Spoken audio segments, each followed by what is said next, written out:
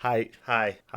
Hey, what's up? Welcome, sad boys, to my channel. I'm Grayson Todd. I know everyone is talking about the Disney Plus, all the new and old things that it has to offer. The Mandalorian. Oh, new Star Wars. Yes, please. Except no, please. I don't care that much. I don't get all the fancy new Disney stuff, but I still have Netflix. And boy, are there some gems on there. So join me in this week's edition of... Look what I found.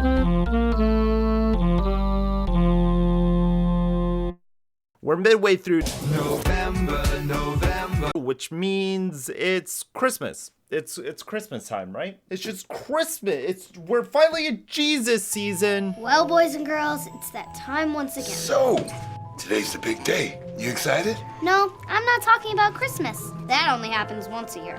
But being forgotten by my parents happens all the time. Let's do this. What are we gonna do about Ray? So, Mr. Janitor. Her name's Ray. Must say Ray. Come out, whoever you are. Excuse me, have you seen our daughter? That's your daughter? Good luck, buddy. Christmas break-in. Let's give some context to what this is. Brand new film that came out Christmas break-in 2018. TV movie January by director Michael Campa, who has done not a goddamn thing. Wait, I'm sorry, what? The screenwriter's name is Spanky Dustin? What has Spanky Dustin done? Absolutely nothing.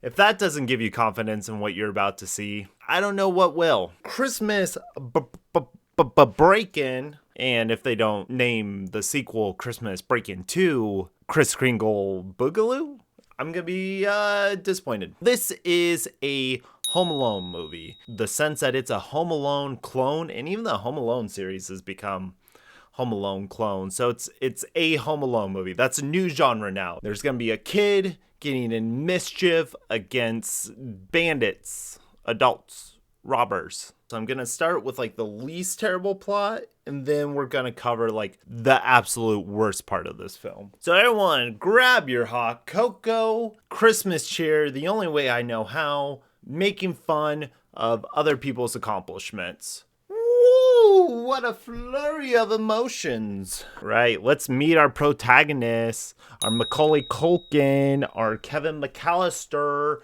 Let's meet her. Her name's Izzy. We'll see what she's about. Starting your film with the alarm clock going off and your protagonist waking up, that's screenwriting 101. That's just how you write Spanky. I think we went to school together. Today I will hold you in my arms for the first time. Hey, look here, world. Izzy's getting personal with her guitar poster. Again. Get out of here before I tell Cindy you used Mom's concealer on your pimples. You do that, and I won't take you to the guitar store when Mom and Dad forget. Don't worry, I made sure they remember.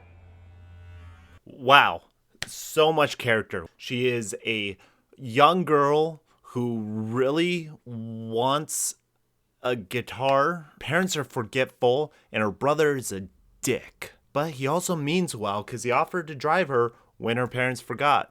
I'm torn, and I think this makes great opportunity for character growth. I can't believe she... Well, she's just really excited, honey. Okay, your kid is kind of a dick. But also, if you're such bad parents that your kid literally has to write on your face the singular thing that they desire most in this world, you should probably get your child taken away. Covering some areas in upwards of 12 inches of snow. So, get your shopping done early and plan on staying in for the next couple of days. Ooh, clever setup for foreboding warnings on the news. We're just checking off all the boxes. Right? Dad, I got it. Okay. Hey, have you guys seen my storyboards? Did you check your office? Oh, yes, okay. You still there? Yeah, no, those figures, those are just the estimate. Whoa! We got classic workaholic parents. Woo! Home Alone tropes in full force. Parents just don't listen to children. Do you relate to this? Remember you forgot my last 3 recitals? All right. I'm sorry about that, but could you find like a less permanent way to remind your dad and I? Could you think of a less permanent way? You know, the thing that they wash off with no complication. It looks like she really stained your day. We know how important today is, since you have been reminding us daily of the one day only half-off guitar sale for the last 6 months. One day only half off guitar sale. I know a thing or two about guitars. Just 1 or 2 things. This isn't great Fender. It's a Bullet Squire made in Indonesia. I think I picked this up for under $100. Fenders are already like the cheapest guitar brand there is. Not a bad quality. I fucking love Fenders. My baby right here is a Fender. Mwah! This baby cost me slightly more. There's that. But Fenders, like low-end guitars, are not a bad quality at all, and you can pick one up for under $100 easily, maybe like $112 at the most, even at Guitar Center. Those f***ing poachers. This family doesn't seem like they're struggling so much that they absolutely have to wait for a 50% off sale. Like they could pay full price. Nick. Hello? Nick. What? Headphones. Nick's a f***ing metalhead. I don't know what f***ing music Izzy's gonna play. It's not gonna be as cool as Nick's music, because Nick's a rocker. Then to really nail it home, after they already asked her not to write on them anymore. That's a whiteboard marker, isn't it? That washes off if you fucking sweat. First off, I'm calling bullshit that this is gonna last all day. 2, why would you draw a clock? What if he's looking at it backwards and instead of, 3, he actually thinks it's 9:30? Would it be 9:30 the other way around? This doesn't seem like a better solution. Now Izzy comes to the school, and this is where we meet, well, basically the whole reason why I wanted to watch this, for Danny goddamn Glover. Now, a lot of people have affection for the Donald Glover, but how many Lethal Weapons has Donald done? None, I think. Izzy takes guitar lessons from her janitor. That's what's going on. Thanks for the loan. Hope I haven't worn it out. Oh, not likely. I've done it long ago. Why is his suit so goddamn blue? It's like vibrant. There's no other colors in the scene really. You got browns and whites and tans. The Christmas lights are out of focus, and then his suit's just like, fuck. It looks like it's fresh out of whatever costume package they got it from. Brand new creases, spotless, or maybe Ray is just the kind of guy who keeps his shit fresh, and to that I say, respect. Ready for a guitar lesson? Yeah. Yeah. Let's get All right. School janitors are awesome. If any kids are watching this, be friends with your janitor. Well, you don't have to be friends with them. That's weird. But be nice to them, appreciate them, and thank them. Love you, Bill. Do janitors have, like, their own office? Would it be too weird if they shot this at his apartment? His baby is in a glass case on the wall of his office in the school. Low-key, the most tragic thing in this movie, and I think they just did it for convenience because they didn't want to shoot a second location. Maybe I'll get a glass case to mount mine on the wall too. If you get a guitar for half off, it doesn't deserve to be mounted on the wall in a glass cage. Have you ever gone to IKEA and looked at like their trophy cases? That glass case is worth more than whatever guitar she's gonna get. You're not gonna get that half off. Oh, man, holding that guitar brings back a whole lot of memories. Both happy and sad. Let me take a guess. Gloria is his wife. Not a mystery, not a question. It's just that it is. It has to be. Prediction, her parents are going to forget to get the guitar, and she's going to end up with Gloria by the end of the movie. Time to go to school. Aw, Ray, couldn't we just forget to show up? It's the day before Christmas break. All we're gonna do is watch videos. I'm 100% on her side. The day before break is usually just a free day. You watch movies, and maybe you do some decorations. There's no real lessons. Could we just not show up? I say yes. I say if she has a good attendance, then yeah, fuck it. So she goes to class, and then directly afterwards, she's back in the office with Ray. This next part's weird. Let's see if you get any vibes from Ray here. More keys? These are the masters, you know, the ones I don't use that often. Okay, I gotta go down in the basement. You didn't see anything, right?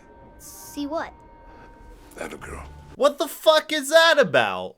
He gets a phone call. He puts it down and says, there's a draft in the classroom. One of the vents must have come off. I'm going to the basement? Then he acts shady as fuck about these master keys. He picks the keys up. She asks about them. And then he's like, oh, no. Whoa, what keys? All I need is this flashlight. Merry Christmas, everyone, and have a good Christmas break. Break. Okay, I see use for the hair now. It's like a helmet blocks you from the snow and the wind. This is neglect at this point, right? That her parents have forgotten about her, abandoned her. It's snowing and she's alone on a bench. This is abandonment. I also forgot to mention that the brother likes drones. The sister's thing is music. Brother's thing, drones. I'll be at David's. With Cindy. No, we're just flying drones. Sure, it's all about the drones, isn't it, Nick? Drones.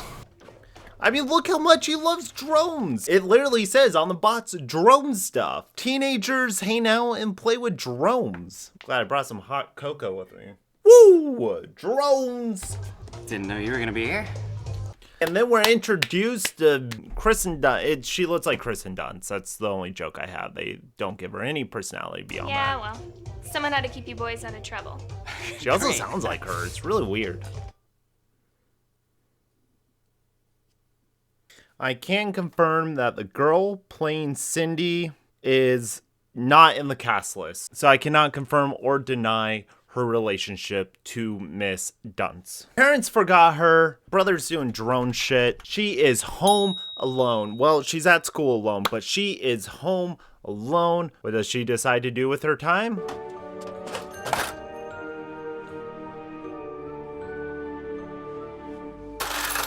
You go straight for the keys, of course. And you start f***ing shit up. Well, boys and girls, it's that time once again. No, I'm not talking about Christmas. That only happens once a year. But being forgotten by my parents happens all the time. So, what do I do now?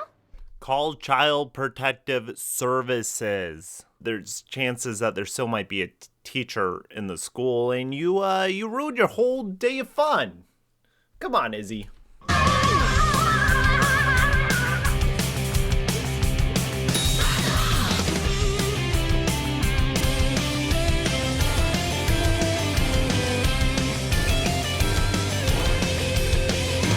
What a fun day. Man, I wish my parents forgot about me more so I could have fun like her.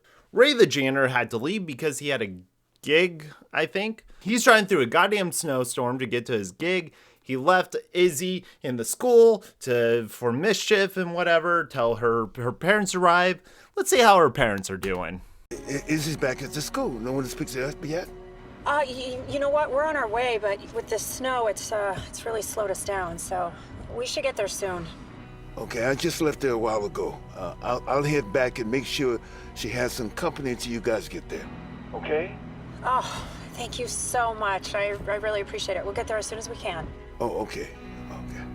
God damn, poor Ray. He's on his way to his fucking gig, and these two privileged, white, middle-class ass call him up and say, "We forgot to pick up our kid. Can you just drop whatever you're doing and go to her?" These actors are something else. But we're on our way. We're on our way. Love how the dad's driving. 10 and 2, not fucking moving. Keeping this baby steady. Woo! It's getting bad out. I know. I hope it's bad out. The line reading from these two actors make me genuinely confused. They either hated one another or they hated the director, and they're doing this project sarcastically. Anything. Focus I here. know you need to focus, but the roads, it's like really I need icy to and focus. slippery. I know okay? you need to focus. Honey, you just need to stop, okay? Okay. All right. Oh man, the classic drive into a giant pile of snow. You know, it's so heavy you can't even see. I can barely even see the car in this image. I'm surprised they didn't crash sooner. I've got good news and bad news. If we stay in here, we've got about 1 or 2 hours before we freeze. What's the good news? That is the good news. You try and tell me these people don't have AAA? Are you trying to tell me that they don't have cell phones at work? Because they just use their cell phones and those work. Can they not call a tow truck? Are there not tow trucks in this town? Maybe you should pop the hood, see what's under it. Maybe push it back away from the snowbank. Let it breathe a little. I trust him. He seems like he knows cars. So they risk it outside. If they're going to freeze in the car, well, they're going to last longer on the outside. Oh my gosh, I'm so cold. That's the great thing about movies, about cinema, about writing. She says she's cold, and I believe it. If you look further, if you deconstruct it, take the words out. There's no breaths. Their faces are flush with blood, but not in a way that, like, they're freezing. Their lips still retain color.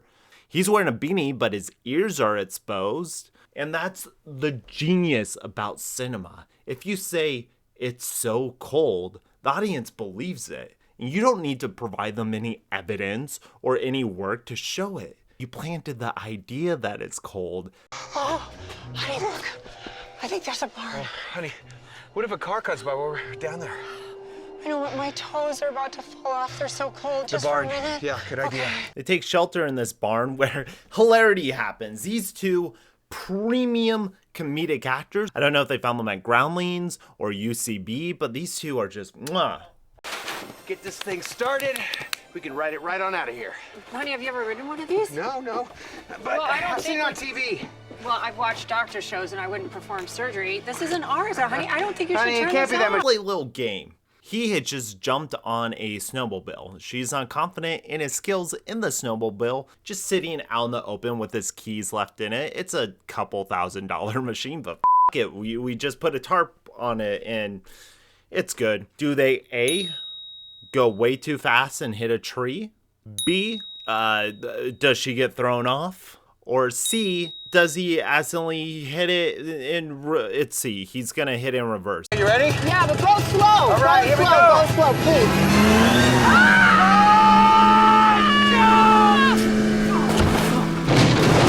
Hilarious! Oh. Like, he couldn't have not touched the throttle. There goes that option. Whoa. Got it. Yeehaw! There now. Easy girl. I wouldn't stand right behind her. Your chariot awaits. Remember in Home Alone when we just kept cutting back to Kevin McAllister's parents and they just kept getting in hijinks?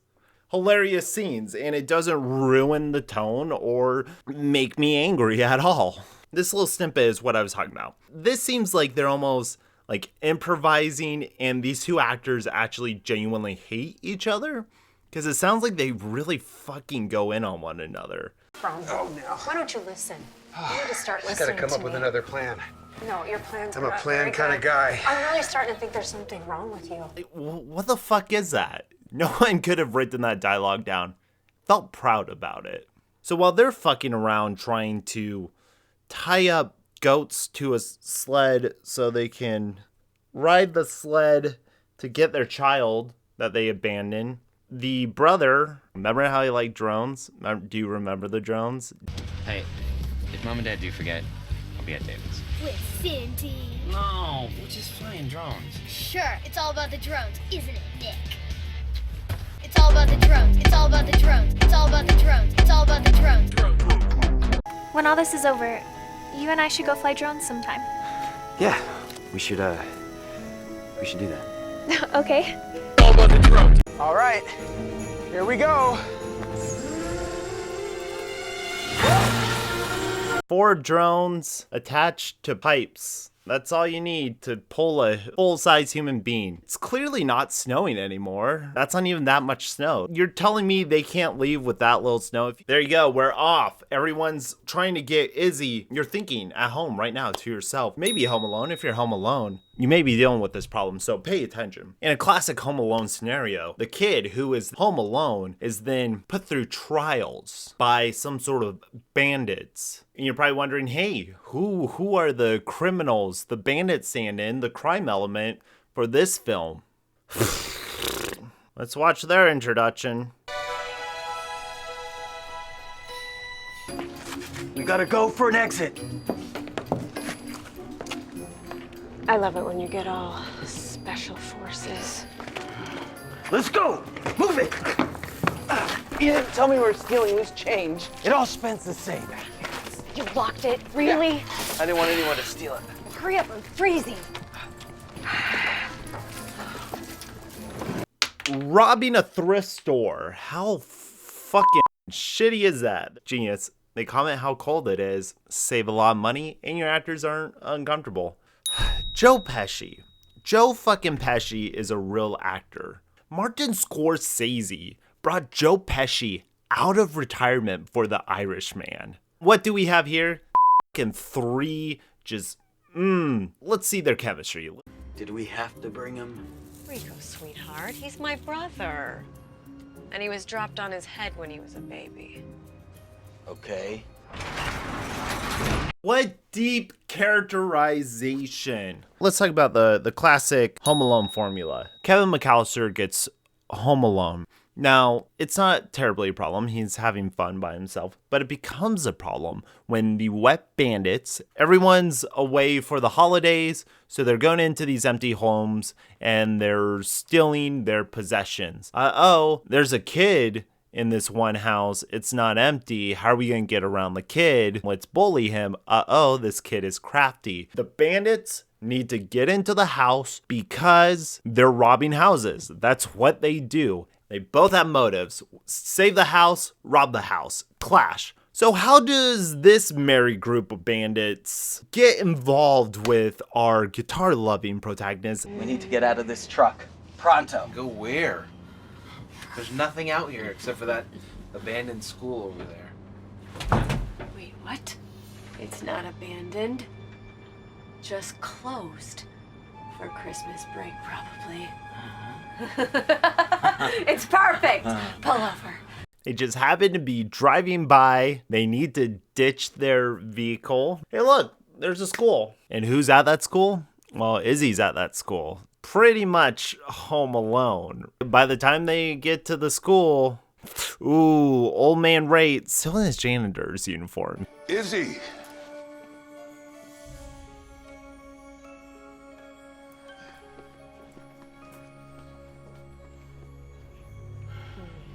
This movie's so incompetently shot and made. It's just... So guy wants to kill Ray, and of course Izzy's listening to this conversation because she has to Home Alone back. 40 minutes in, and our Home Alone kid is just now hearing about the bandits. This quickly prompts our setting traps scene. That's why you watch these movies. Children setting up death traps for bad people.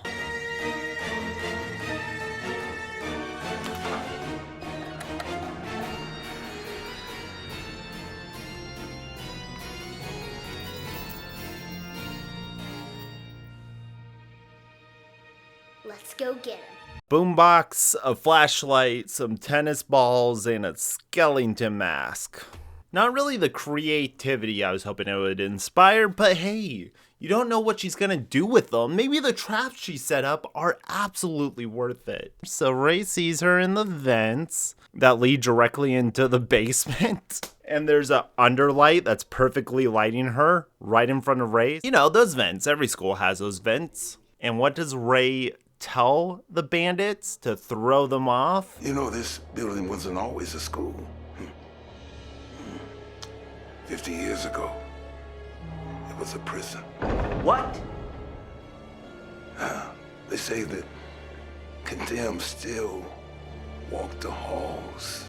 First off, I just want to say, Danny Glover, you're too good for this shit. Secondly, his brilliant plan to throw these dangerous, possibly armed criminals off. He sees 3 grown adults and he says, they probably believe in ghosts. I'll throw them off. I'll throw them off with ghosts. I'm glad we're getting a little spooky in here. If you know me, I like the spookies. If you missed my Halloween episode, don't forget to click right here to check out my spooktacular. There's a noise in the basement, so Man Robber has to go check it out. He's scared of the dark. Bad things happen in the dark. Oh, here we go. This is what we're waiting for. This is the first trap, the first bandit being taken out by our hero. Let's see what great slapstick, classic comedy we're gonna get from this.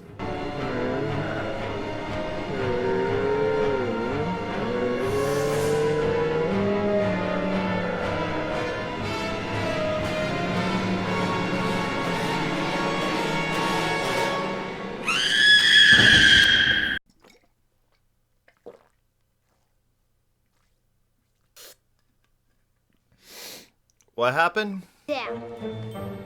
Did you scare him to death? Did he die? What the No, this is fun. This is a lot of fun. Oh man, and then there's trickery. Danny Glover tells him more tricks.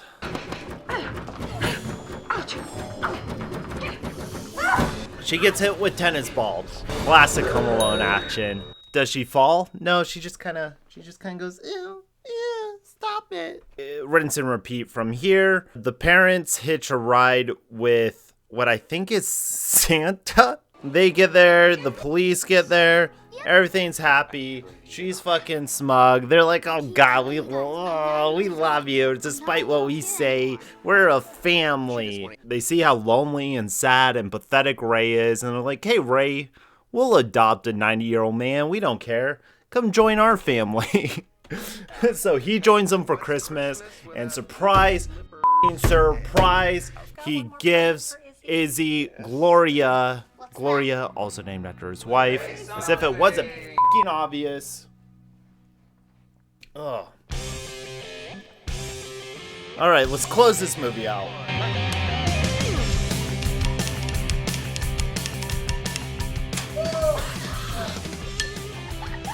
Bloopers! I love bloopers. Bloopers are such a great way to end a film. You have this entire film experience. You go through this journey, feel the highs and lows that they feel, and then at the end, you get a little taste behind the scenes. It's a great way to pad time. I mean, it's a great way to give your audience one last warm, fuzzy feeling before they fly away home to their shitty lives. Well, this was on Netflix, so I guess you are watching this at home. Christmas Break-In on Netflix. It's Home Alone, and it's not good. Zero budget. It's just a clone of a film we're still chasing 38 years later. What a great way to kick off the Christmas season. I'm full of cheer. I hope you are full of cheer. Thank you for watching. I hope everyone enjoyed this. I hope you learned a little something about Christmas, about the Christmas spirit, about perseverance. Drones, you can use them to snowboard, I guess. And all you aspiring filmmakers out there, remember, you don't even have to try, and you get shit made. It doesn't matter. Please check out some of my other videos. I do other movie reviews, music reviews, and channel reviews. My name's Grayson Todd. I have music for free at goodasnew.bandcamp.com. Twitter at Kruger is my daddy. Stay posy out there. Toodles.